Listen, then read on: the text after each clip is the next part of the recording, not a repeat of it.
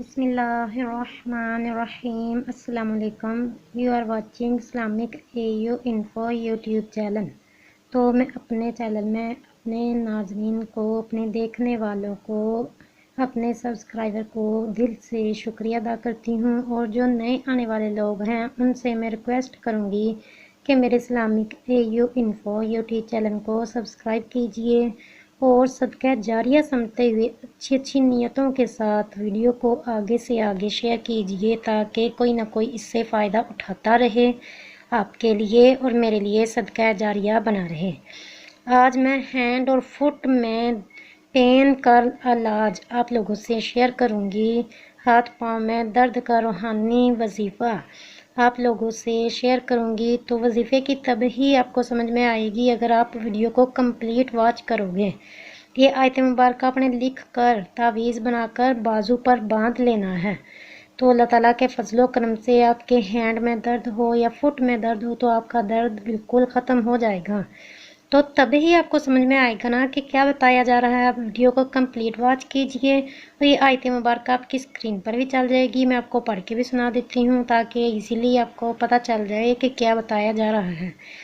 تو اس سے پہلے آپ لوگوں سے ریکویسٹ کروں گی کہ میرے channel Islamic A U info YouTube کو سبسکرائب کیجئے، اور ساتھ بنے بیل آئیکن کو بھی ضرور پریس کر لیا کریں، تاکہ فیوچر میں ہر نئی ویڈیو اپلوڈ ہونے والی سب سے پہلے آپ کو مل سکے۔ تو آئیے اب ہم اپنے وظیفے کی طرف آتے ہیں، اپنے روحانی علاج کی طرف آتے ہیں۔ ہاتھ اور پاؤں میں درد کا علاج۔ جس کے ہینڈ اور فٹ میں پین ہو، ہاتھ اور پیروں میں درد ہو، اس کو لکھ کر باوضو قبلہ رخ جائے نماز پر بیٹھ کر قبلہ رخ منہ کر کے آپ نے بیٹھ جانا ہے۔ صاف کاغذ پر آپ نے لکھ لینا ہے، لکھ کر تعویذ بنا کر باندھے، انشاءاللہ العزیز اچھا ہو جائے گا، آپ کا درد بالکل ختم ہو جائے گا، آپ کو درد سے نجات مل جائے گی۔ تو باوضو قبلہ رخ بیٹھ کر آپ نے یہ آیت مبارکہ لکھنی ہے۔ بسم اللہ الرحمن الرحیم۔ وَمَا لَنَا أَلَّا نَتَوَكَّلَ عَلَى اللَّهِ وَقَدْ هَدَانَا سُبُلَنَا وَلَنَصْبِرَنَّ عَلَى مَا آذَيْتُمُونَا وَعَلَى اللَّهِ فَلْيَتَوَكَّلِ الْمُتَوَكِّلُونَ۔ یہ والی آیت مبارکہ آپ نے باوضو قبلہ رخ بیٹھ کر لکھ لینی ہے۔ اگر آپ کے ہینڈ میں درد ہے تو آپ نے اسے اپنے ہینڈ پر، اپنے بازو پر باندھ لینی ہے۔ اللہ تعالیٰ شفا دینے والا ہے۔ اگر آپ صبر کرو گے تو اللہ تعالیٰ کے فضل و کرم سے آپ کے گناہ جڑیں گے، آپ کو زیادہ نیکیاں ملیں گی۔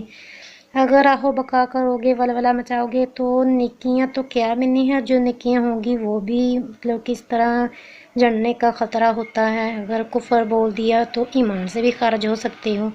تو کوئی بھی تکلیف ہو، کوئی بھی مسئلہ ہو، کوئی بھی پرابلم ہو، اس پر صبر ہی کرنا چاہیے۔